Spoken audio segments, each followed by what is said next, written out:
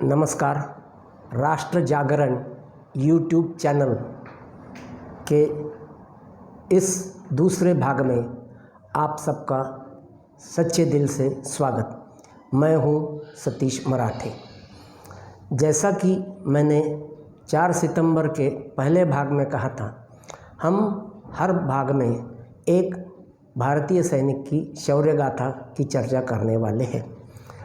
उस शख्स की चर्चा करने से पहले स्वतंत्रता के मिलने के बाद हमारी सीमाओं की क्या स्थिति थी, इस पर एक नज़र डालना बेहद आवश्यक है। 1947 में अंग्रेज़ ये देश छोड़ जाने के पश्चात वो विरासत में हमें कई सीमा संबंधी समस्याएं छोड़ गए। उसमें से एक समस्या थी चीन और भारत के बीच की सीमा विवाद। भारत और चीन के बीच 3800 किलोमीटर से ज़्यादा लंबी सीमाएं हैं और वो आज तक विवादित रही है। 75 सालों के युद्ध और वार्तालाप के बाद भी उस समस्या का समाधान आज तक नहीं निकाला जा सका है। ये जो लंबी सीमा है, ये लद्दाख, उत्तराखंड, सिक्किम, हिमाचल प्रदेश और अरुणाचल प्रदेश को छूकर जाती है। अंग्रेज़ों ने जाते वक्त ये सीमा अरेखांकित हमें सौंप दी थी। कई बाधाओं के बाद भी आज भी उस समस्या का निराकरण हुआ नहीं है। ये एक बड़ी आश्चर्य की और हमारे लिए एक सरदर्द की समस्या है। जैसा कि आप सबको मालूम है, 1962 में चीन के आक्रमण के बाद भारत की शर्मनाक हार हुई थी। वो हार के पहले जो सैनिक ने इस आक्रमण का पूर्वानुमान लगाया था और ये समस्या को भांपने की कोशिश की थी, उसी बहादुर सैनिक की हम विस्तार से आज चर्चा करने जा रहे हैं। उस बहादुर सैनिक का नाम है लेफ्टिनेंट जनरल शंकरराव पांडुरंग पाटिल थोरात। सेना के महकमे में इन्हें एसपीपी थोरात के नाम से ही जाना जाता है।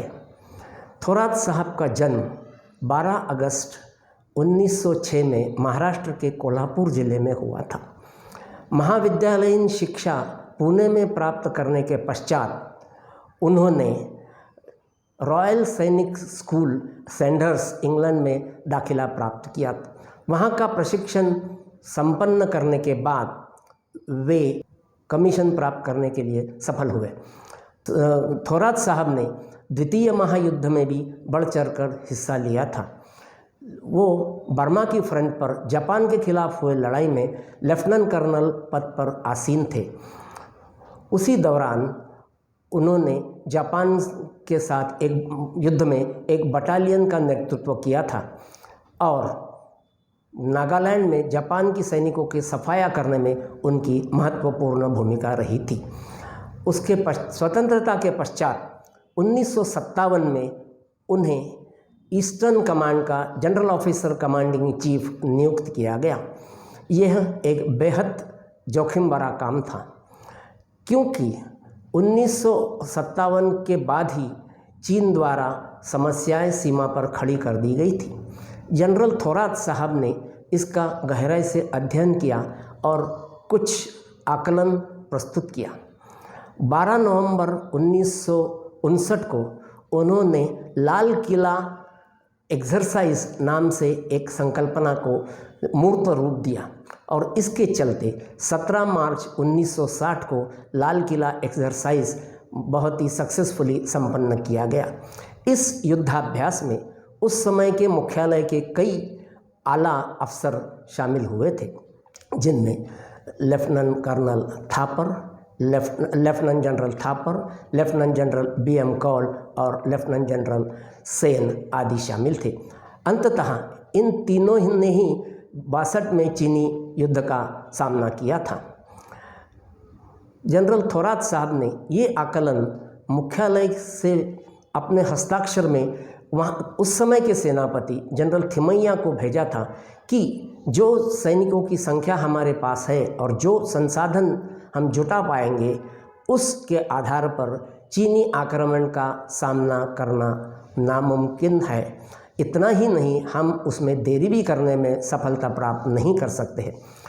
इसके बाद उन्होंने हर चीज़ का बारीकाई से स्टडी किया और 12 अक्टूबर 1960 को स्वयं के हस्ताक्षर से उस समय के हमारे आर्मी चीफ जनरल थिमैया साहब को एक बहुत ही इम्पोर्टेंट नोट उन्होंने सुपुर्द की थी, जिसमें उन्होंने कहा था कि यदि चीन आक्रमण करता है इस हमारी स्थिति में, तो किस दिन कौन सी हमारी फॉरवर्ड पोस्ट का पतन होगा, इसका उन्होंने एक सूक्ष्म रोड मैप और खाका उसमें प्रस्तुत किया था।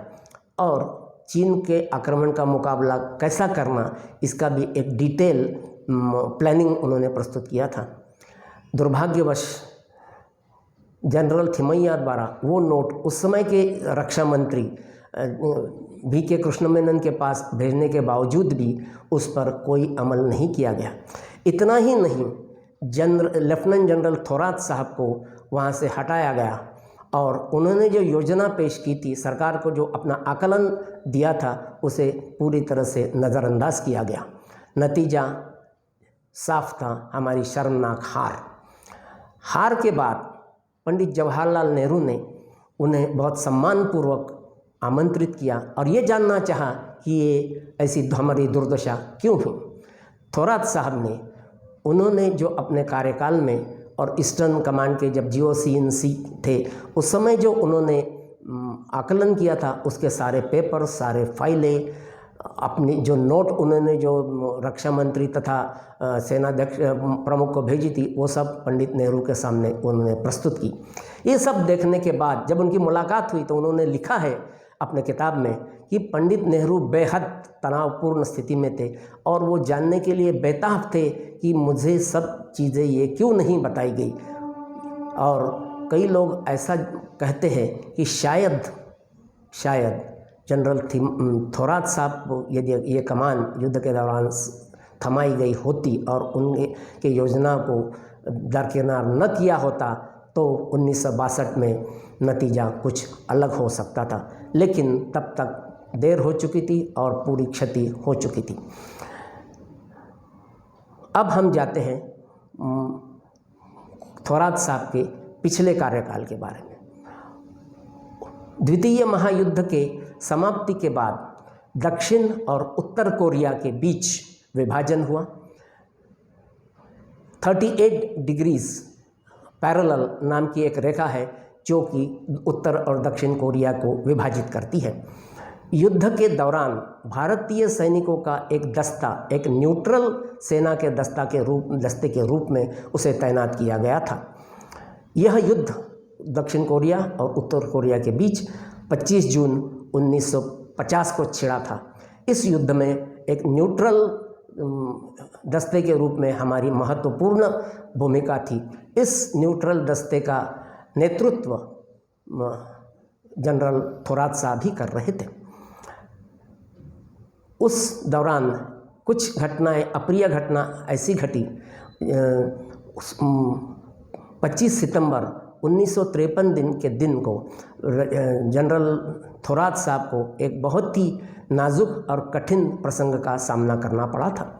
कोरिया के जंग सरहद पर एक कैंप में भारत विरोधी नारे अचानक लगने लगे। तब जनरल थोरात साहब ने वहाँ पर जाकर कुछ शांति प्रस्तावित करने की कोशिश की। वो उसमें सफल भी हुए।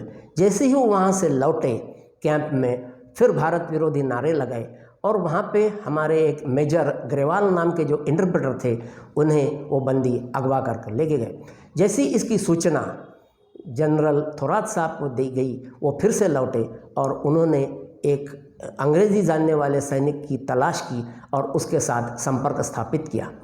लेकिन जो वहाँ के जो चीनी सैनिक थे, वो किसी भी बात को सुनने के लिए तैयार नहीं थे। तब थोरात साहब ने एक माइंड गेम खेला। उन्होंने चीनी बंदियों को सवाल किया कि ये कैसी आपकी मेहमान नवाजी है। चीन तो मेहमान नवाजी के लिए बहुत जाना जाता है। हम और हमारे साथी अगले 1 घंटे से आपके मेहमान करके ये कैंप में आए हैं, लेकिन आपने हमें चाय और सिगरेट तक की ऑफ़र नहीं की। इस घटना का एक नाटकीय मोड़ आया और चीनी हमारे सैनिक मेजर ग्रेवाल को छोड़ने में सफल हुए। इस अनूठी घटना का संज्ञान विश्व भर के प्रसार माध्यमों ने उस समय बड़े पैमाने पर लिया और उसे प्रसारित किया गया। इस बहादुरी के और चतुराई के लिए भारत सरकार ने उन्हें कीर्ति चक्र पुरस्कार से उस समय सम्मानित किया गया था। उनके शौर्य के लिए उन्हें पद्मश्री से भी नवाजा गया था।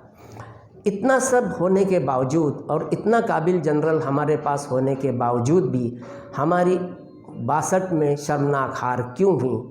हार इसलिए हुई कि जनरल थोरात सरी के काबिल जनरल को हमने दरकिनार करके अपने पैर पर कुल्हाड़ी मार ली।